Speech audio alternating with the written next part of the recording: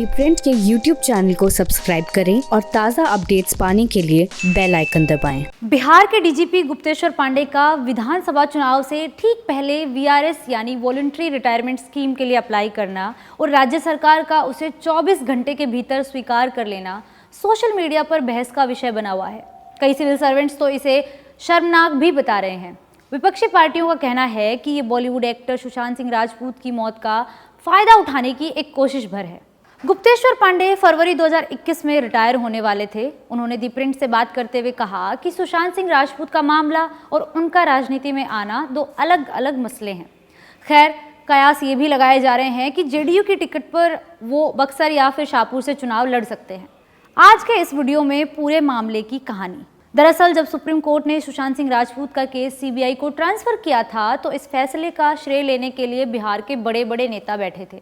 लेकिन इस बीच सारी लाइमलाइट को ले गए 1987 बैच के आईपीएस गुप्तेश्वर पांडे। ऐसा बहुत कम होता है जब एक पुलिस अधिकारी बॉलीवुड और राजनीति के तमाशे के बीच भी सुर्खियों में छाया रहता हो। और कैसे? रिया चक्रवर्ती को लेकर दिए गए एक बयान की वजह से। दरअसल गुप्तेश्वर पांडे ने मीडिया से कहा था कि रिया की औकात नहीं है कि वो बिहार के मुख्यमंत्री नीतीश कुमार के बारे में कुछ भी बोल सकें। इस बात को लेकर चौतरफा आलोचना तो हुई, लेकिन उसके बाद बिग बॉस में पार्टिसिपेट कर चुके दीपक ठाकुर ने गुप्तेश्वर पांडे को फीचर करते हुए एक गाना बनाया, रॉबिन हुड बिहार के। इस गाने की लाइनें कुछ इस तरह हैं।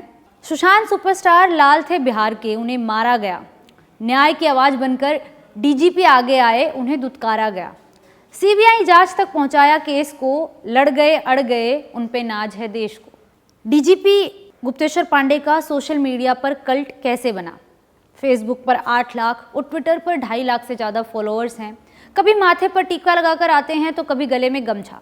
धार्मिक आयोजनों में हिस्सा लेने से नहीं कतराते हैं। किसी वीडियो में वो गाना गाते हुए नजर आएंगे तो कभी ईद की या फिर कभी होली की शुभकामनाएं देते हुए। अपने फेसबुक लाइव में वो एक आदिवासी महिला के घर सूखी रोटी, नमक और हरी मिर्च खा लेते हैं तो कभी युवाओं को मैनेजमेंट के टिप्स देते हैं। गुप्तेश्वर पांडे ने दी प्रिंट को बताया था कि उनके लिए सोशल मीडिया का मतलब है कम्युनिटी पुलिसिंग, यानी पुलिस और पब्लिक के बीच कम्युनिकेशन का एक टूल। लेकिन उनके आलोचक उनकी इस बात से सहमत नहीं होते हैं। कई आईपीएस अधिकारियों का कहना है कि वो एक पुलिस वाले से ज़्यादा नेता लगते हैं, जिसे लाइमलाइट में आने की काफ़ी चाहत है। लेकिन कई अन्य अधिकारी ये भी कहते हैं कि आम जनता उनके कद के आईपीएस ऑफिसर को जनता की ही भाषा में बात करते हुए नहीं देख पाती है, इसलिए वो नेता टाइप के लगते हैं। लेकिन कौन सा ऐसा ऑफिसर है जो जातिवाद और सांप्रदायिकता के खिलाफ इतना खुलकर बोलता है? इन टिप्पणियों को लेकर गुप्तेश्वर पांडे ने दी प्रिंट को बताया था कि कहने वाले तो कुछ भी कहते हैं। अगर महात्मा गांधी, भगवान राम या फिर श्री कृष्ण भी होते तो सोशल मीडिया पर लोग उन्हें भी गाली दे देते। लेकिन जो भी हो, पावर कॉरिडोर्स में गुप्तेश्वर पांडे का राजनीति की तरफ झुकाव एक ओपन सीक्रेट है। फिर सोशल मीडिया और टीवी के जरिए वो अपनी छवि रॉबिन हुड वाली बनाने में कामयाब भी रहे हैं। इस बात की तस्दीक उनके पोस्ट पर आए कमेंट्स भी करते हैं कि पिछले साल से ही वो पोस्ट रिटायरमेंट पॉलिटिक्स के लिए खुद को तैयार कर रहे हैं। नीतीश कुमार से उनका क्या कनेक्शन है? गुप्तेश्वर पांडे ने एक बार नीतीश कुमार को लेकर कहा था कि वो उनके मार्गदर्शक हैं और गार्जियन हैं और नीतीश कुमार उन्हें चाहे जो भी कह सकते हैं। इससे जुड़ा 2019 का एक वाकया है। फरवरी 2019 में राज्य सरकार ने 12 आईपीएस अधिकारियों की लिस्ट यूपीएससी को भेजी थी, जिसमें से गुप्तेश्वर पांडे को डीजीपी चुना गया था। इसके बाद एक पब्लिक फंक्शन हुआ जहां नीतीश कुमार ने गुप्तेश्वर पांडे को चेताया था कि मीडिया के पोस्टर बॉय बने रहने की बजाय आप अपने काम से जवाब दें। हमने सारी पुलिसिया मदद आपकी की है, सिर्फ तालियों से काम नहीं चलेगा। अब वक्त आ गया है कि आप काम भी करें। ऐसा पहली बार नहीं है जब गुप्तेश्वर पांडे चुनाव लड़ने या राजनीति में आने की इच्छा जाहिर कर रहे हों। 2009 में भी वो चुनाव लड़ना चाहते थे। उस साल गुप्तेश्वर पांडे ने अपनी सर्विस से इस्तीफा दिया था। उन्हें लग रहा था कि भाजपा बक्सर लोकसभा सीट से उन्हें टिकट दे देगी।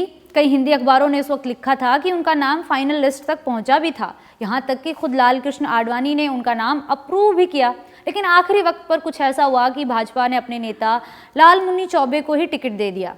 इसके बाद राज्य सरकार ने उन्हें फिर से सर्विस में बुला लिया। आरोप लगाए गए कि नीतीश कुमार के साथ नजदीकियों के चलते सारे नियम कानून ताक पर रखे गए और ये सब किया गया। इस विवाद को लेकर दी प्रिंट को गुप्तेश्वर पांडे ने बताया कि मुझे लगा कि मैंने सर्विस में काफ़ी समय बिता लिया है। मुझे ये भी लगता था कि मैं काफ़ी पॉपुलर हूँ, लेकिन वो भ्रम जल्द टूट गया था और मैं वापस से सर्विस ज्वाइन कर चुका था।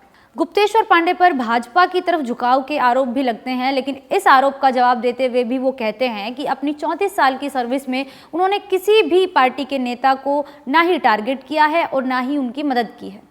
फिर आता है नवरूणा हत्याकांड और सीबीआई की जांच। गुप्तेश्वर पांडे बक्सर जिले के एक गरीब किसान परिवार से निकले थे। पहले ही प्रयास में उन्होंने यूपीएससी क्रैक कर लिया था, बने थे इनकम टैक्स ऑफिसर, फिर दोबारा एग्जाम दिया और फिर बन गए आईपीएस। उनके बचपन के बारे में उनके ही करीबी लोग बताते हैं कि वो शुरू से ही गांव देहात की राजनीति में काफ़ी दिलचस्पी रखते थे, लेकिन ये भी जानते थे कि वो ये सब एक सीनियर अधिकारी बनकर ही हासिल कर सकते हैं। गुप्तेश्वर पांडे जब 90 के दशक में जहानाबाद में एसपी के तौर पर पोस्टेड थे तो उन्होंने नक्सलियों के बच्चों को स्कूल तक लाने के काफ़ी प्रयास किए।